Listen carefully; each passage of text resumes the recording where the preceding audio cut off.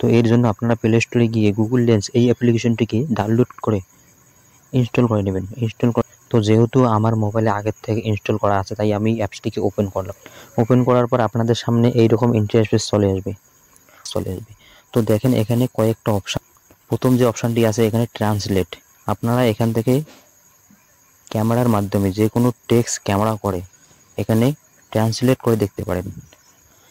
তারপর দ্বিতীয় নম্বর যে অপশানটি সেটা হলো টেক্সট, আপনারা এখান থেকে যে কোনো ডকুমেন্টসের ফটো করে সিলেক্ট করে আপনারা এখান থেকে টেক্সট নিতে পারবেন। এরপর 3 নম্বর যে অপশনটি সেটি হলো সার্চ, যেমন ধরুন এমন কোনো জায়গায় আছেন যে জায়গাটির নাম আপনি জানেন না, সেই জায়গাটা আপনি এখানে যে কোনো জিনিস আপনি এখান থেকে সার্চ করে দেখতে পারবেন। বা আপনার কাছে এমন কোনো জিনিস আছে যে জিনিসটি সম্বন্ধে আপনার জানকারি নেই বা জানা নেই বা চেনা নেই, সেটি আপনারা গুগল লেন্স থেকে সার্চ করে আপনারা জানতে পারবেন। ঠিক আছে, আরও কয়েকটি এখানে অপশন আছে, যেমন হলো হোমওয়ার্ক, শপিং, আপনারা এখান থেকে শপিংও করতে পারবেন। যেমন ধরুন আপনার একটা জামা পছন্দ হয়েছে, সেই জামাটিকে বা প্যান্টটিকে আপনি যদি ক্যামেরা করে এখানে সার্চ করেন, অটোমেটিক এখানে চলে আসবে। কথায় যেখানে আপনার শেষ বা যেখানে আপনি পারছেন না সেখান থেকে শুরু করে দেবে গুগল লেন্স। তো গুগল লেন্সের মাধ্যমে আপনারা যে কোনো কঠিন জিনিস আপনারা সহজ করতে পারবেন।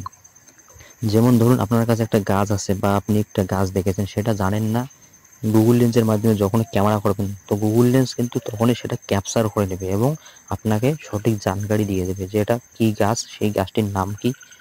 তো ভিডিওটি যদি ভালো লেগে থাকে লাইক করে কমেন্ট করবেন এবং যদি নতুন হয়ে থাকেন তো পেজটিকে ফলো করে পাশে থাকবেন।